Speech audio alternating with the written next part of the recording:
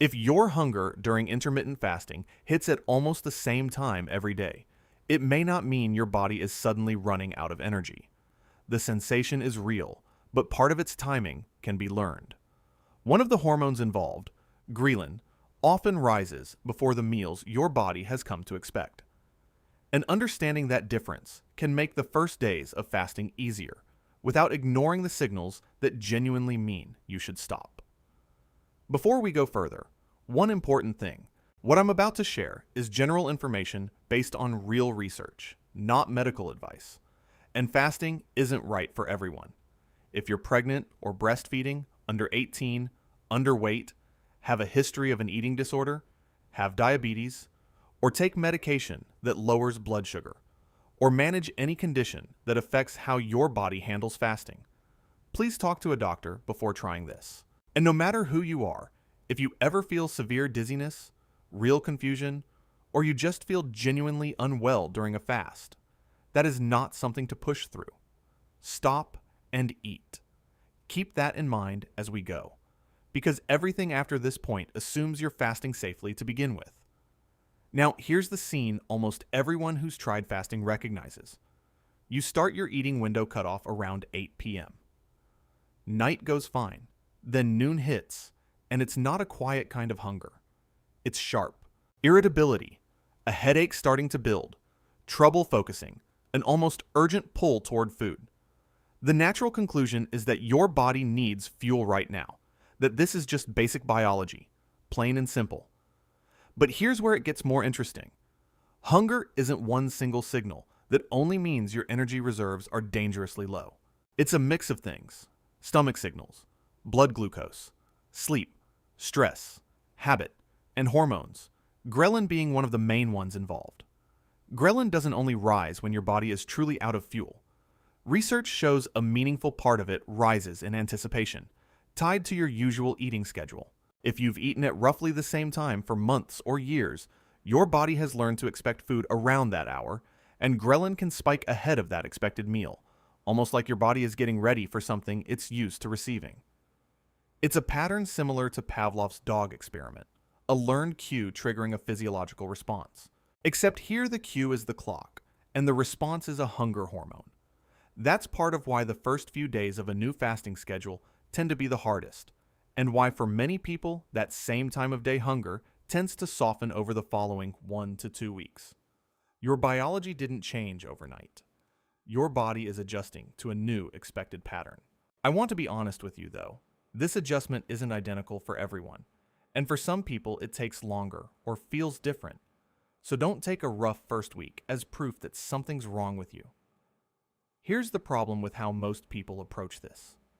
They hit that hunger spike in the first few days, right when the old pattern is strongest, and they interpret it as a red alert, telling themselves their body is in danger, and this can't be healthy.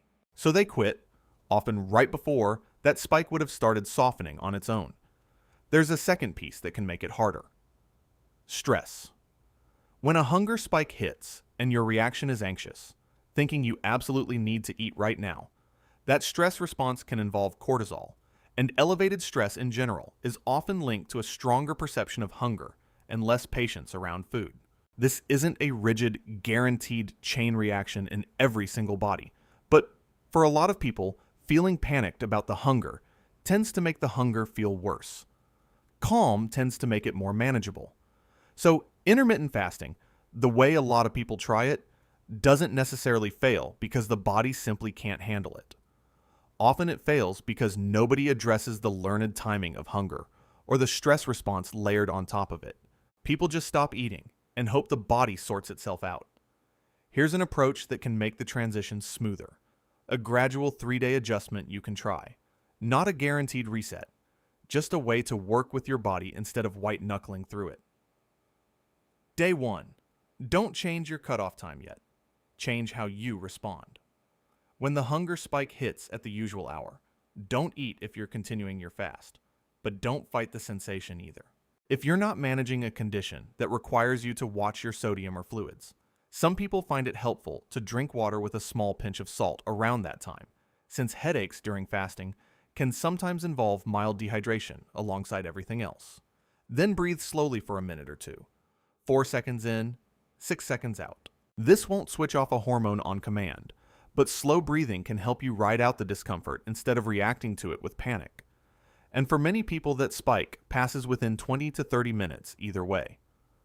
Day 2, shift the trigger slightly. If your cutoff was around noon, try pushing your last meal the evening before 30 to 60 minutes earlier than usual. The idea here is that the anticipation signal seems to depend partly on the interval between meals, not only the clock time itself, so shifting that interval gradually can start to nudge the pattern. Day 3, support your circadian rhythm more broadly. Try getting some direct daylight within the first hour of waking, and if you can, take a light 10 to 15 minute walk during the old hunger window. Circadian rhythm influences a lot of hormonal timing in the body, and light movement can shift your attention and mood in the moment, which for many people makes that window easier to get through. None of this means you'll feel zero hunger by day 3, or that the old pattern disappears completely. What tends to happen for a lot of people is that the sharp, urgent version of that hunger becomes more of a manageable background sensation over time, not an on-off switch, more of a gradual shift. And again, if at any point the discomfort turns into something that feels like a real health concern, not just an unpleasant familiar sensation, that's your body telling you to eat, not a test to pass. A few things worth addressing because they come up constantly in comments on videos like this.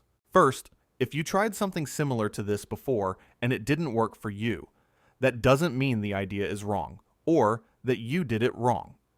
Individual response to fasting varies a lot.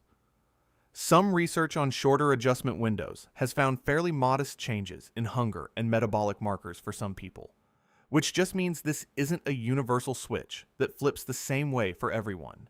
If day 3 comes and that hunger spike is still strong, that's useful information, not failure.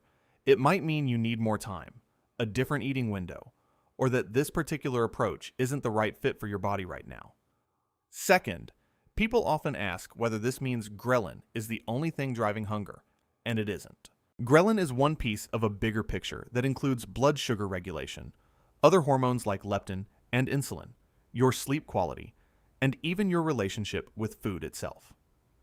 This video focuses on the timing piece because it's the part most people never even consider, not because it's the whole story. Third, on the water and salt suggestion from day 1, that's meant as a small comfort measure for people without a medical reason to limit sodium, not a required step. If you have high blood pressure, kidney issues, heart conditions, or you're on medication that affects fluid or electrolyte balance, skip that part or check with your doctor first. The breathing and the walk matter more than the water anyway. Those are the parts actually shown to help people tolerate discomfort in the moment. A lot of fasting content sells you pure discipline as the answer. Just push through. It's mental toughness. That framing skips over the fact that there's real biology involved in why that hunger spike shows up exactly when it does. And treating it purely as a willpower problem can make people feel like they're failing, when really they're up against a learned pattern that responds better to a gradual approach than to brute force. Understanding that the target here includes your body's learned timing and your stress response, not just your discipline, can turn fasting from a test of endurance into something closer to a gradual adjustment. For a lot of people, that's just easier to stick with, because you're working with your body's patterns instead of fighting them every single day at noon. So to bring it together, the sharp hunger a lot of people feel during fasting, at close to the same time every day, is real, but its timing can be partly learned, tied to ghrelin rising in anticipation of an expected meal, and often made sharper by a stressed reaction to it. A gradual 3-day approach, working with the spike instead of panicking through it, gently shifting your cutoff time, and supporting your circadian rhythm with light and movement, can make that transition considerably easier for a lot of people, though not identically for everyone, and never at the expense of ignoring real warning signs from your body. If this helped you understand why past attempts at fasting felt harder than they needed to, let me know in the comments what time your hunger usually shows up. I'm curious whether your pattern matches what a lot of people describe. And subscribe, because next week I'm going deeper into how to actually tell the difference between a learned hunger spike and your body genuinely telling you it needs food.